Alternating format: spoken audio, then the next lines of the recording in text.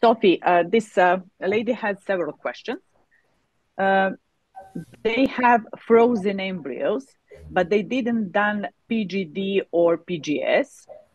So they are asking, firstly, is that a problem for using guarantee program? Do they have to have PGD tested embryos to start guaranteed program?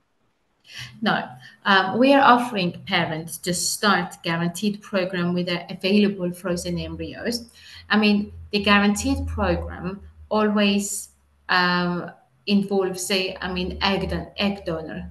I mean, if we have intended parent using their own eggs or their frozen embryos, I mean, that's mainly more like standard programs. However, we have this exceptional offer for the guaranteed program that parents can start with their own embryos if they have available, or try IVF with us once and use their genetic materials, and then they need to move to a donor cycle. So that's in the guaranteed program terms. However, whether we have PGS or not on the embryos, that does not affect from our side offering guaranteed program. Obviously, in this case, we also need to be assured that we have good sperm quality. I mean, at the same time of sending the embryos to us to start guaranteed program, we need to have parents coming to Georgia, organizing sperm collection and freezing, because we need to store enough good quality sperm to satisfy the guaranteed program requirements.